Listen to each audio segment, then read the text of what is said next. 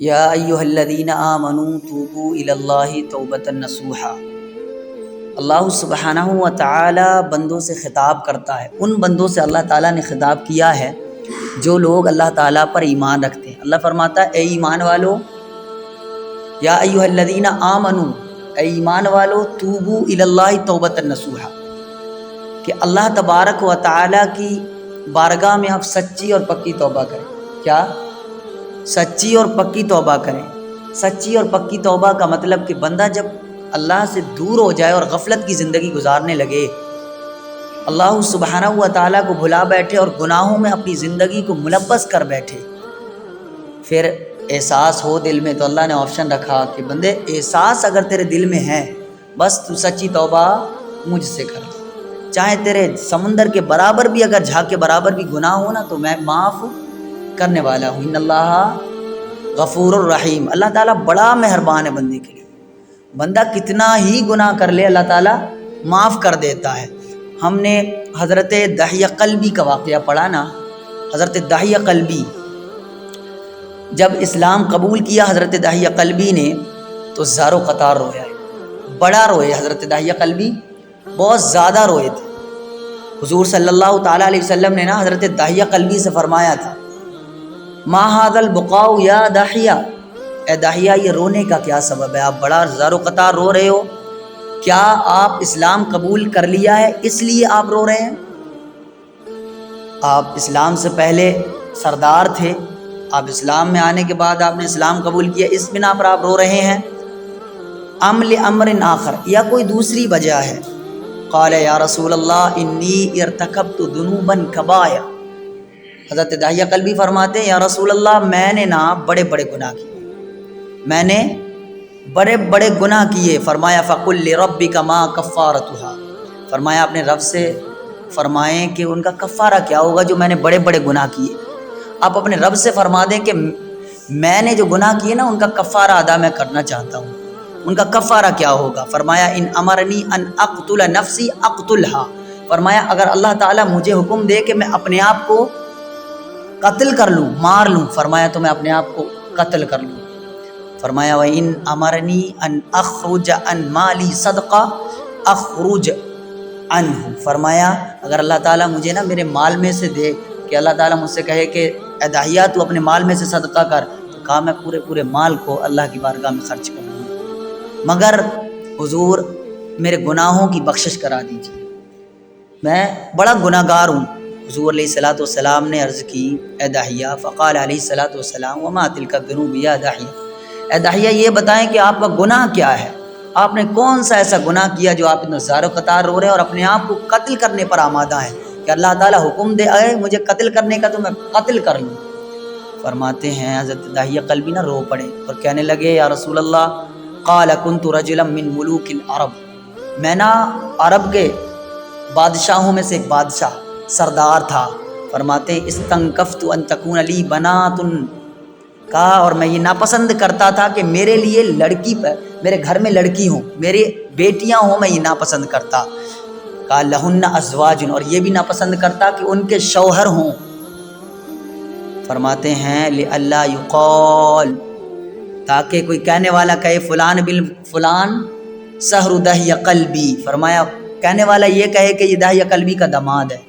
مجھے یہ ناپسند تھا کہ مجھے میرا نام لے کر کے یہ کہے کہ یہ دحیہ قلبی کا داماد ہے، فرمایا یہ مجھے بڑا ناپسند تھا۔ فرمایا فقتلت 70 من بناتی بیدی، حضرت دحیہ فرماتے ہیں کہ میں نے اپنے ہاتھ سے 70 اپنی بیٹیوں کو، بچیوں کو قتل کیا۔ جب میں اسلام نہیں لایا تھا اس ٹائم میں نے اس زمانے میں 70 بیٹیوں کو قتل کیا۔ اللہ اکبر۔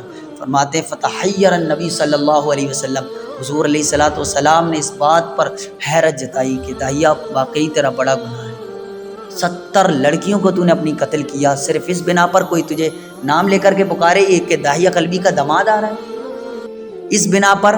فرمایا فنزل جبریل علیہ الصلوۃ والسلام، حضرت جبریل علیہ الصلوۃ والسلام نازل ہوئے، آئے، فقال یا رسول اللہ قل لدحیہ، فرمایا حضور آپ دحیہ قلبی سے فرما دیجئے اللہ فرماتا وہ عزتی و جلالی، اپنی عزت و جلال میں اللہ تعالیٰ داہیہ سے فرما رہا ہے انک لما قلت لا الہ الا اللہ محمد الرسول اللہ صلی اللہ علیہ وسلم، کہ داہیہ جب تو نے یہ کہا تھا نا کہ لا الہ الا اللہ، جب تو اسلام لے کر آ گیا، فرمایا غفرت لک 60 سنہ وذنبک ایای 60 سنہ فکیف لا اغفر قتل بناتک وہن لک، فرمایا داہیہ جب تو نے کلمہ پڑھ لیا ہے نا تو تیرے گناہ اللہ تعالیٰ نے معاف کر دیے، تیرے گناہ، اور جو گناہ معاف کیے وہ تیری بیٹیاں جی جن کو تو نے قتل کیا تھا، فرمایا حالانکہ وہ تیری بیٹیاں تھیں جن کو تو نے قتل کیا، تو اللہ تعالیٰ کیسے معاف نہیں کرے گا؟